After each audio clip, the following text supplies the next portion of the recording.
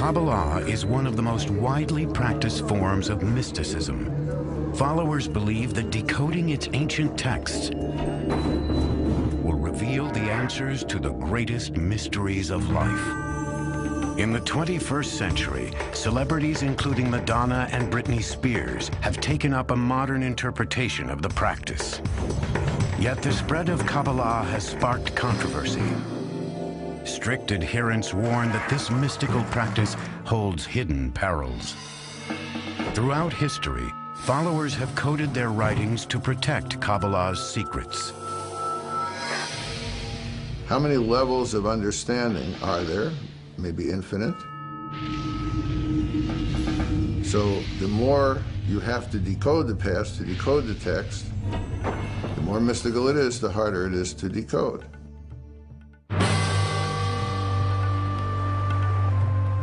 In Babylon, at the beginning of the 6th century BCE, a young Israelite named Ezekiel has a vision. As I looked, behold, a stormy wind came out of the north, and fire flashing forth continually. And in the midst of the fire, there was a throne. Sitting on the throne was a figure that looked like a man. Ezekiel believes he has peered into heaven and seen God seated on his throne. This vision captivates a group of Jewish mystics.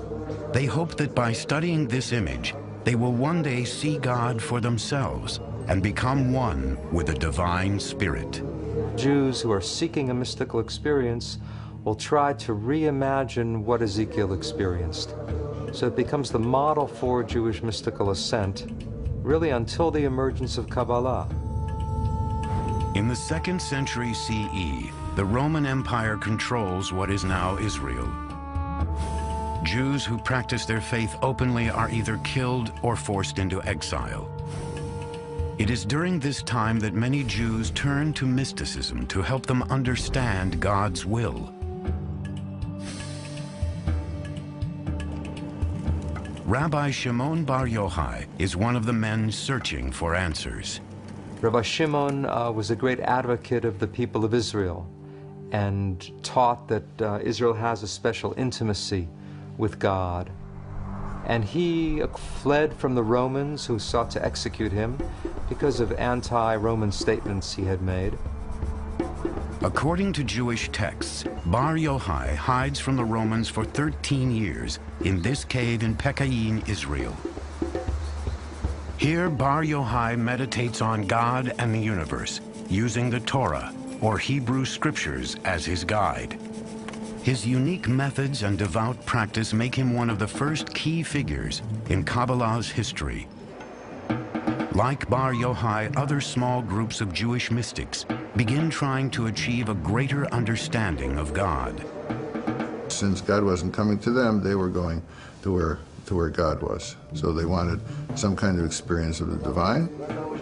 They used certain meditative techniques that worked them up into an autosuggestive hypnotic trance. Their activities are kept hidden. The mystics warn that this practice is too dangerous for average people to attempt. Ancient legends tell of novices being driven mad or even dying because they were unprepared for the powerful spiritual forces they had unleashed. If you're not pure enough, if you're not modest enough, then God might not accept you, then God might not let you go through that journey. Through meditation, the mystics believe they have achieved a vision of God like the one experienced by the prophet Ezekiel. In this vision, the entrance to heaven is blocked by a series of gates. The mystics must pass through them before reaching God. The entrances are also guarded by menacing angels who keep the unworthy from heaven. Before the mystics can advance, they have to learn the complicated names of the angels. Each name must then be repeated an exact number of times. The mystics would wear amulets that would shield them from the power of the angels. And if they went through all the gates and they got into the throne room, then they would have this vision. They would learn the secrets. The mystics claimed those secrets help them understand God's thoughts.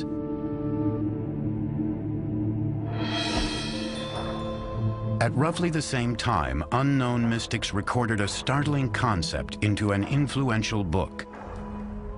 The text is called the Book of Creation, or the Sefer Yetzirah. It describes how God made the world by using the 22 letters of the Hebrew alphabet.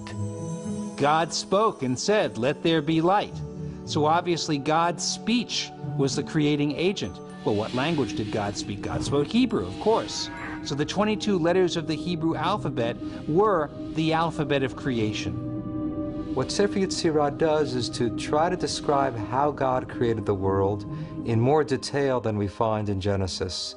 It builds on the notion that God created the world through language, but now it's not words so much as individual letters. And this is probably meant rather literally. God took the 3 letters Aleph, Bet, Nun, which spelled the word Even, stone. By combining those letters, a stone was created. And similarly with every object in the universe, God created by combining the letters with the numbers.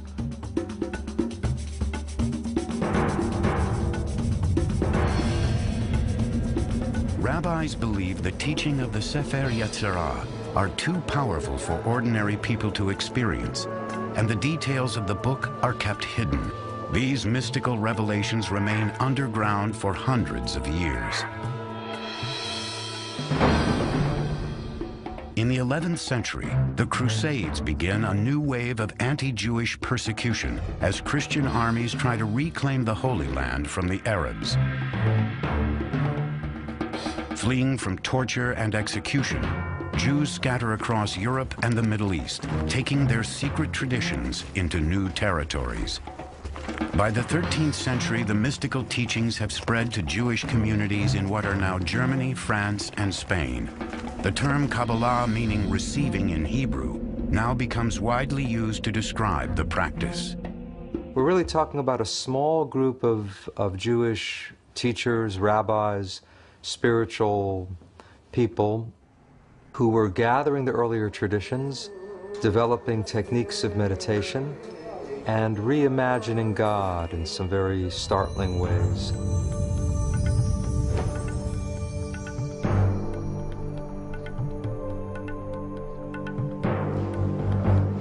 One of the most significant events in Kabbalah's history occurs around 1280, when a Spanish rabbi claims to discover yet another mysterious text. This will soon become the single most important book in Kabbalah. It is called the Zohar, meaning radiance or splendor in Hebrew. It's really the masterpiece of Kabbalah. The ideas of the Zohar are very radical and very startling. Written mainly in Aramaic, its pages are filled with arcane symbolism and erotic language. By arousal below, there is similarly arousal above. Male and female unite, desire prevails. Worlds are blessed, and above and below are in joy. To this day, the author of the Zohar remains a mystery. Many Kabbalists believe that Rabbi Shimon Bar Yochai received divine inspiration to write the Zohar while living in a cave during the 2nd century. Others suspect that the manuscript was written 1,000 years later, possibly by a Spanish Kabbalist or even by a group of rabbis. It's in a way written by someone in Aramaic who didn't really know Aramaic that well. And you also strangely find words in medieval Portuguese and Spanish in the Zohar. So the question scholars have been wrestling with for a couple of hundred years now is, who wrote it and how did it come to be? But the greatest mystery of the Zohar lies within its mystical text. You have to work so hard to decipher it, and this is why it's so attractive, because of this beautiful game it plays with you of revealing and hiding. Decoding these complicated passages promises a greater understanding of God and his relationship with humans. The Zohar really sees the Bible as a secret code. Every event in the Zohar, every bit of narrative, every biblical law, is telling something not only about what happens on earth, but about God's inner being. Kabbalists believe that if they can successfully decode the Zohar, they will unlock the mysteries of both heaven and earth. One of these secrets is a startling revelation about God's body and sexuality.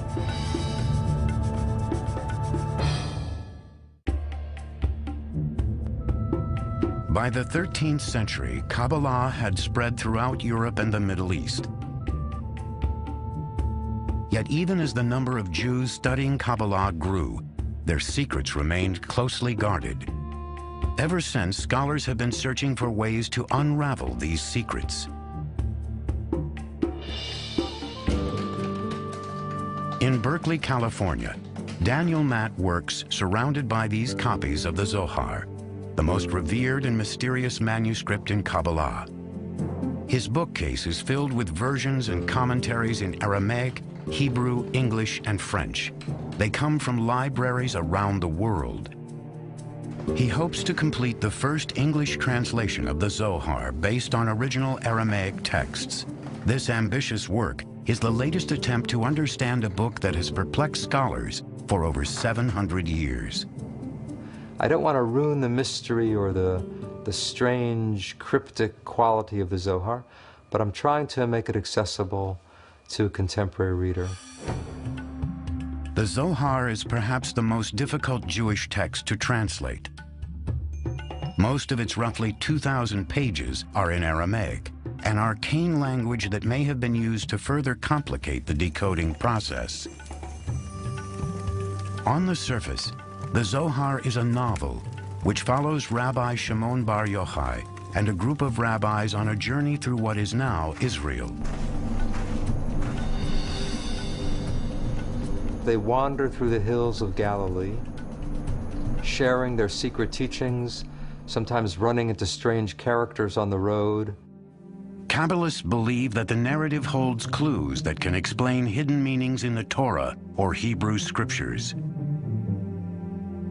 Several examples can be found by re-examining the book of Genesis. Here, the Zohar overturns the traditional account that God expelled Adam and Eve from the Garden of Eden. The Zohar's interpretation illustrates a revolutionary belief that humans can direct God. But the Zohar asks a very radical question. It says, who kicked whom out of the garden? And the Zohar actually teaches Adam expelled God from the garden. It's as if we're still in the garden, but we don't realize it because we've expelled God. We've lost touch with a spiritual dimension. And the challenge is to regain some awareness, some intimacy with the divine. The further Kabbalists delve into the Zohar, the more cryptic the words become. It has a very rich symbolic system. This is a deliberated means to keep the Zohar for the elite only. The writers probably thought that only those who are spiritual enough will be able to decipher it. The major symbolic code found in the Zohar is the 10 aspects of God's personality, the 10 Sefirot. One popular interpretation shows these characteristics as a map of God's body. Kabbalists believe that if they can understand God's anatomy, they can learn how his powers work. These ancient drawings reveal that God's body is similar to humans. The top symbolizes God's head, which is the source of will, wisdom, and understanding. Below that are symmetrically arranged organs and limbs, representing love, power, beauty, eternity, and splendor. The most unusual part of the diagram contains sensual imagery. The ninth part of God, called the foundation, is the phallus, or procreative life force of the universe. But according to the Sephirot, God also has female components.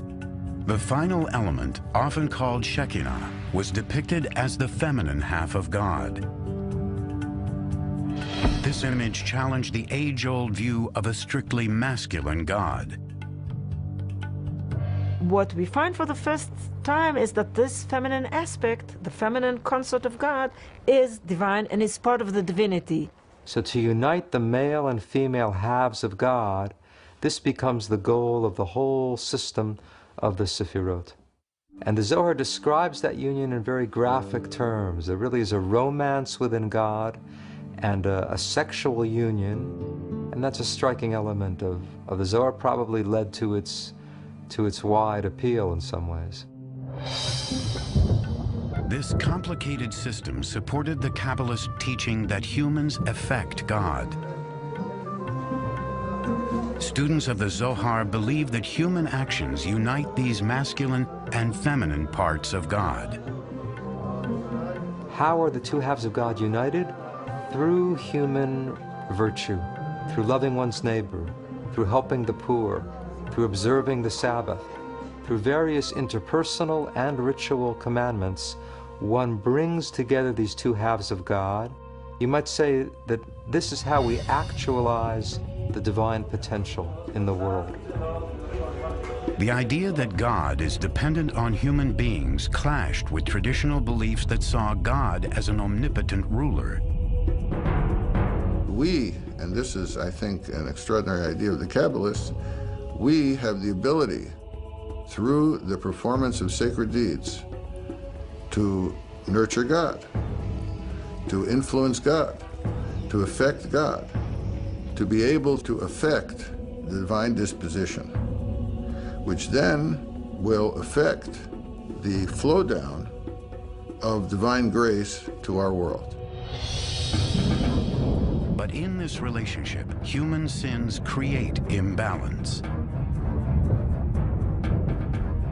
In this case, human misdeeds, human unethical conduct, human evil empowers the cosmic evil, or somehow ruins the harmony within God and stimulates evil in the universe.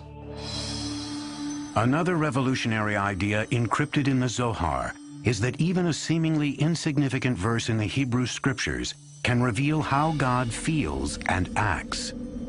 In the Zohar, they read the Bible not only as a story about human beings, what's going on in human affairs, but they also read it on a mystical level as a story about what's going on within the inner life of God. According to the Zohar, biblical characters are often metaphors for God's thoughts and actions. The quality of loving kindness, for instance, came to be associated with Abraham in the Bible. So every reference to Abraham doing something was actually viewed as a reference to the role of loving kindness in the world. The Zohar also examines biblical events for hidden meanings. The flood, according to Kabbalah, is happening now. If you don't know that the flood is still going on, then you're drowning and you don't even know it.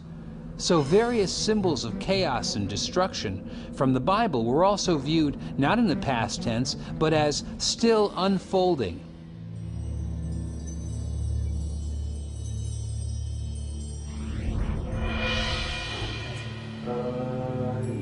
While mystics continued to explore the mysteries of the Zohar, another 13th century Spanish Kabbalist was devising a new method for uniting with God. Abraham Abulafia's technique involved intense meditation and yoga-like movements. His followers would use certain hand and head movements to concentrate on the Bible's Hebrew letters. The most ancient idea is that God has multiple names, and these names have power. Abulafia wanted to have a reading of the Bible, according to which the entire Bible speaks solely about God. by transforming the normal Hebrew nouns and verbs into divine names. One of the divine names Abulafia used was the 72-letter name taken from 3 verses in Exodus. When the letters in the verses were combined according to Abulafia's instructions, they spelled one of God's secret names. Through intense meditation on these letters, Abulafia believed the human mind and God's mind would then unite.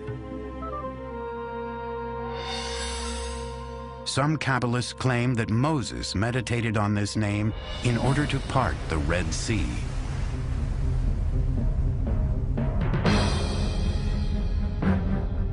At the height of the Spanish Inquisition, King Ferdinand and Queen Isabella declared that all Jews must either convert to Christianity or be expelled. During 1492, over 100,000 Jews fled Spain.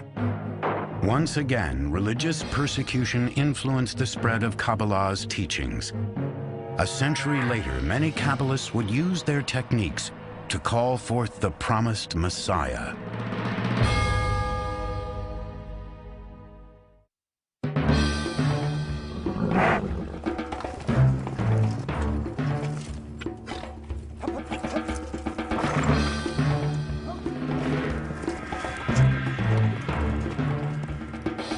In 1492, the Spanish Inquisition cast tens of thousands of Jews into exile. Many fled to the Holy Land. 90 miles north of Jerusalem, in the Galilee region, Jewish mystics known as Kabbalists settled in the town of Safed. A number of Kabbalists were attracted to Galilee, partly because Rabbi Shimon Bar Yochai, the hero of the Zohar, had wandered around the Galilee. Today, the dusty, winding roads of Safed are peopled by artists and lined with galleries. 5 centuries ago, however, Kabbalists believed that the Messiah would one day walk these same streets. One of the scriptures, it is being said that the Messiah, when the Messiah will come to Jerusalem, he will first appear in the Galilee. So they sort of want to be the first ones to catch him. The mystical text known as the Zohar taught that good behavior increased God's powers on earth. Based on this philosophy, Kabbalists hoped that a life of holiness would bring forth the Messiah. Kabbalists in Safed strove to become a perfect religious society. The feeling was that people have to help God bring the Messiah. They have to be pure enough. They would be up at midnight to say the prayers, and then up again at dawn to pray with the rising of the sun. Kabbalah masters in Safed instructed their followers to engage in meticulous meditation, fasts, and adherence to the Torah. The most famous leader was Rabbi Isaac Luria from Jerusalem. By the time Luria began teaching in Safed in 1570, he was regarded as one of the most important holy men of the century. As a young man, Luria had spent several years in seclusion near Cairo, Egypt. There, Kabbalists say, Luria studied the Zohar and had visions of angels and biblical prophets. There's some evidence that he used the Zohar as sort of a mantra, that he would take passages of the Zohar and repeat it over and over again until he got deep inside it. In this trance-like state, Luria acquired extraordinary abilities. Rabbi Isaac Luria, he could look at a person's forehead and read everything about that person, somewhat like reading the palm. He was a healer. He could tell people's past lives and what has to be fixed. Luria believed that understanding a person's prior life would provide insight into their current problems. He taught a theory of reincarnation, in which he claimed that every individual is descended from a certain soul root after Adam and Eve. You're descended from either Cain or Abel, or you're descended from the three sons of Noah, Shem, Ham, and Japhet. So you have at least 5 options, if not more, of a basic soul root, and that soul root determines your essential nature. With Luria's help, many Kabbalists searched for links to their past. These burial sites around Safed took on an important role as Kabbalists tried to find the graves of their previous incarnations. They would take on the soul of the deceased who was lying there and speak with that person's voice. To this day, gravesite rituals and pilgrimages continue around Safed.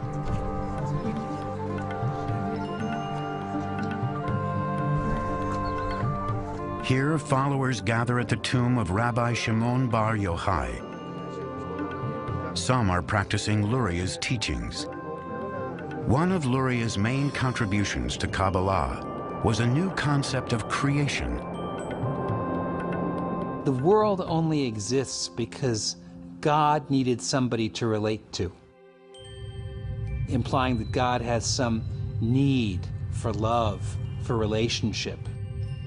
Luria taught that the first act was not creation, but actually a withdrawal. God withdrew, you might say, in all directions from one central point, creating a kind of vacuum, an empty spot within God. According to Luria, the emptiness gave God room to create the world. God placed vessels in the void and began filling them with divine light, shattering several of the vessels. In this case, the creation of the world and catastrophe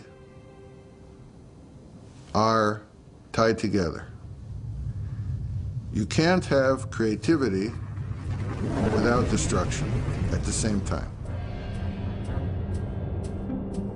Luria explained that sparks from the shattered vessels fell to earth. Everything God created contained one of these divine sparks.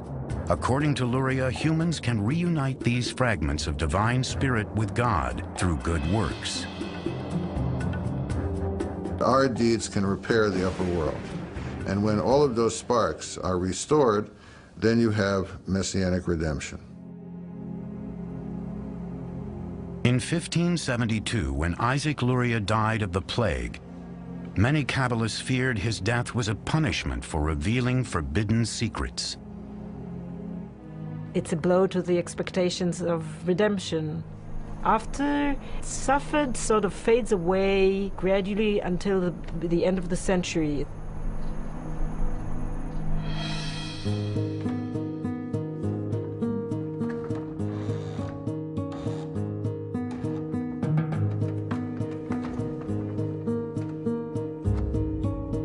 The invention of the printing press would soon spread Kabbalah's teachings like never before.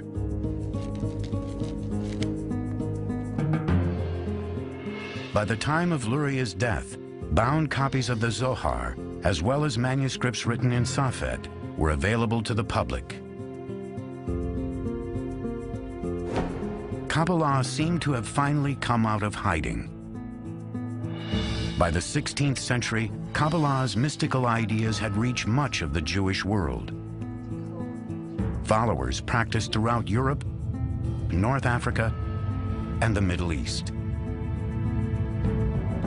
In the coming century, Kabbalah would spread like religious wildfire, but in the wrong hands, its teachings would have disastrous repercussions.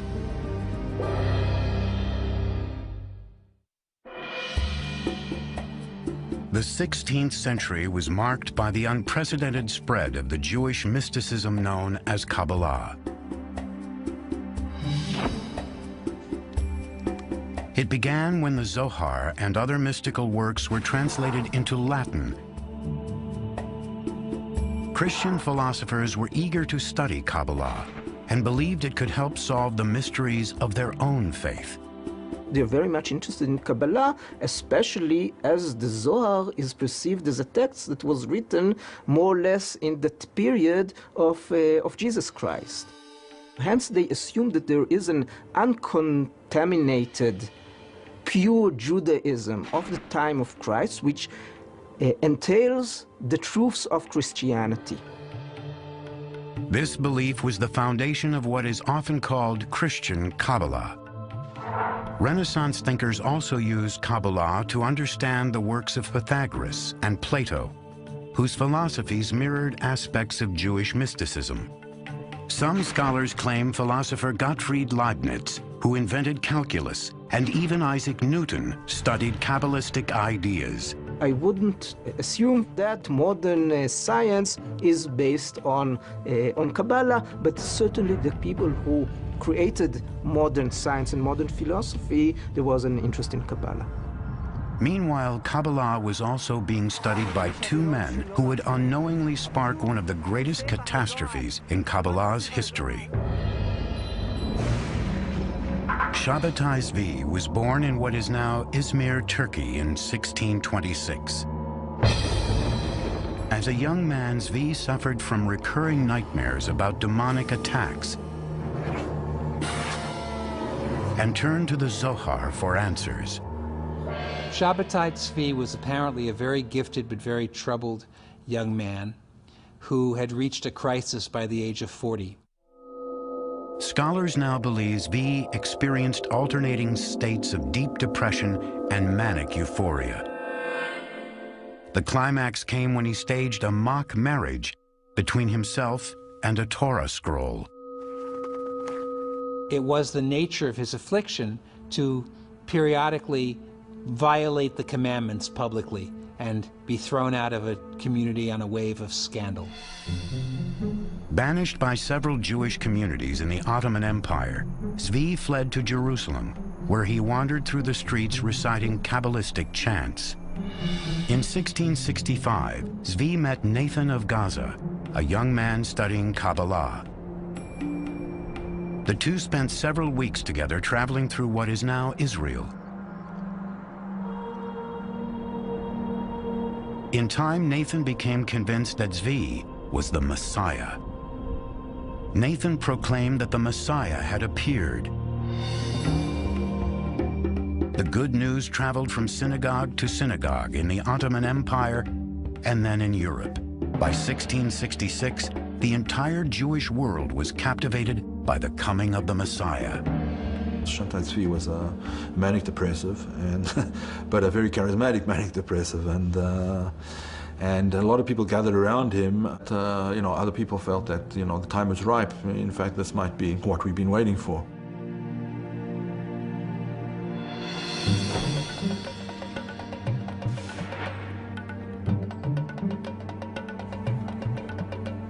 In early 1666, Ottoman soldiers arrested Zvi and brought him to the Sultan's palace in what is now Turkey.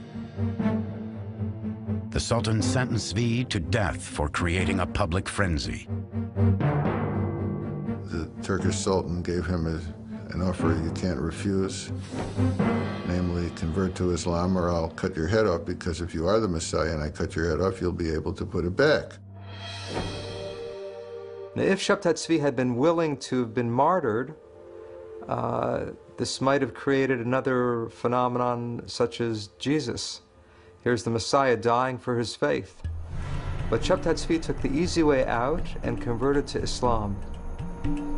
When Zvi emerged from the palace a Muslim, a handful of supporters followed his example and converted to Islam.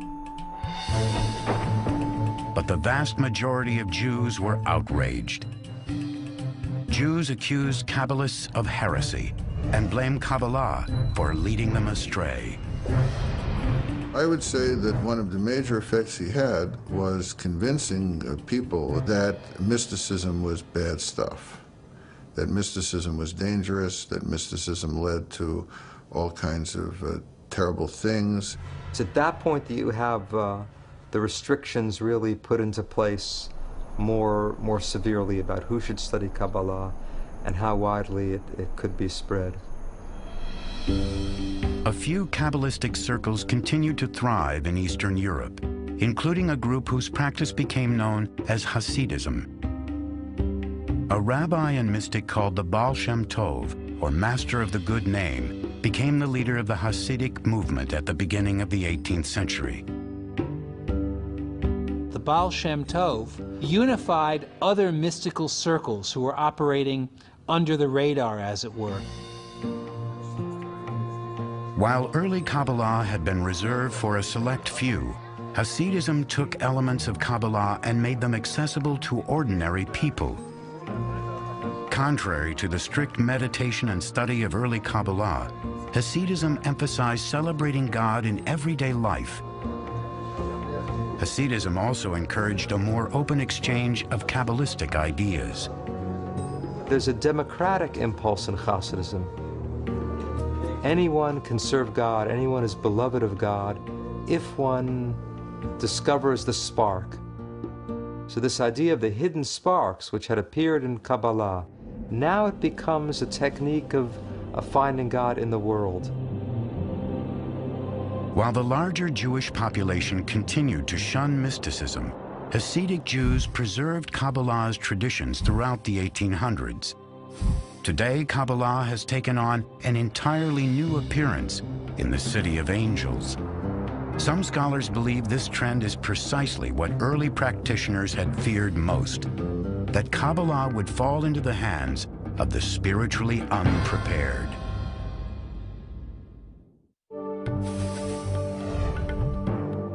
Kabbalah achieved widespread popularity for the first time in the late 1600s. But when the mystical practice became linked to a false messiah, Kabbalists across Europe and the Middle East were shunned. For the next 250 years, Kabbalah remained in the shadows of Jewish life. In the 1930s, a German historian named Gershom Scholem began to rediscover the teachings of Jewish mysticism. He spent many, many years traveling through the libraries of Europe and cataloging and reading these manuscripts, some of which had simply not been opened for decades or in some cases centuries. You could say that he made this material accessible to the Western world.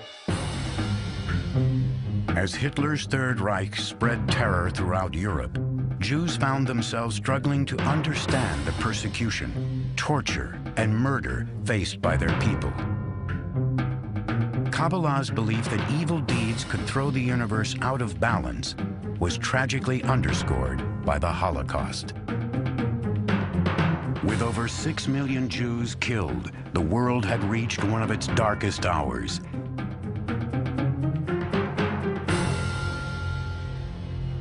Yet Jews and Kabbalists were also hopeful that the world could be repaired. At times of crisis, at times of suffering, when people are trying to satisfy their own need for order and meaning and fulfillment, mysticism can provide some of the answer to that.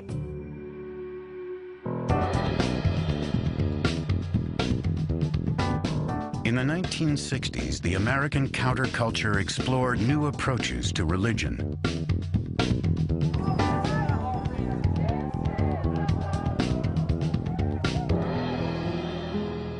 One of those spiritual seekers was Philip Berg, a rabbi from New York. In the late 1960s, Berg traveled to Israel, where he delved into Kabbalah's teachings. Berg soon devoted himself to studying the ancient practice. His goal was to share Kabbalah with the masses. He reshapes it by presenting it in a way that someone who's not versed in Kabbalistic text and doesn't know much even about Judaism can understand these ideas and apply them for his way of life. Berg's simplified interpretation of Kabbalah spread quickly. At the beginning of the 1970s, Berg opened his first Kabbalah center in Tel Aviv. During the 1980s, Philip Berg and his family constructed a Kabbalah empire based here in Los Angeles. Today, what is known as the Kabbalah Center has several million followers and operates branches in nearly 100 cities, making it the largest Kabbalistic organization in the world. Here at the LA headquarters, Kabbalah has caught the attention of celebrities seeking a spiritual dimension to their lives. Berg's two sons help promote the concept that unlike the restricted Kabbalah of the past, this practice is open to all. We offer Kabbalah for everyone, without any barriers, race, sex, religion, anything. So we're very excited about the opportunity of bringing this wisdom, which has been hidden, to the masses by making it accessible, understandable, and practical. By opening the doors to everyone, the Kabbalah Center has opened itself to harsh criticism. You have all of these Hollywood people jumping on the Kabbalah bandwagon, but many of them are not Jews and they're not observing Jewish law. Whether they're studying the real Kabbalah, I doubt it. They tend to say, here's a sacred name, here's a sacred practice, that will bequeath to you some Kabbalistic power. The Kabbalah Center emphasizes ancient practices such as meditating on the 72 names of God and making pilgrimages to Kabbalist sites in Israel, like Madonna did in 2004. A pop star called Madonna adopting Kabbalah, I think this is, in a nutshell, this is postmodern cult spirituality for you. It's really a match made in heaven between Kabbalah Center and Madonna. Wearing religious objects is also popular, such as tying a red string around the wrist to ward off evil forces. The practical Kabbalah, the world of amulets as it is today, is an aspect that they can touch, that they can read, that they can feel, that's physical. And these are all things for which theoretical Kabbalah doesn't touch them, doesn't reach them. New Kabbalah is study Kabbalah not in order to understand the universe, the secrets of the universe, but in order to find a practical way of making your life better. Decoding Kabbalah has been a complex mystical journey for thousands of years, and the quest to control its secrets continues to this day. I think there is a struggle of possession of Kabbalistic knowledge, who's in the possession of interpreting it and explaining its worth and significance to the wider world. Okay, you could have a thought and that can connect you to God. That's what Kabbalah is about. This true, serious, deep study of Kabbalah is going on and will continue. I'm sure that a lot of them who are not the not sincere ones will, simply drop out sooner or later. Many followers say that even with absolute dedication, it is impossible to discover all the hidden meanings within Kabbalah. But there's another whole level that the Kabbalists say. There's so many layers and levels of Kabbalah that you could take your whole life and you're still not going to finish learning the universe of Kabbalah. This ancient mystical wisdom will no doubt continue to reveal new mysteries to the modern world. People search for new techniques and means and paths to make their lives spiritual. So I think as long as there will be humanity, there will be mysticism. It's something very ancient and something very immediate and contemporary at the same time. And I think that's what makes Kabbalah so intriguing, is that it's both new and ancient. There's questioning, why are we here in the world? There's questioning about the nature of God. And Kabbalah does promote and try to answer those questions.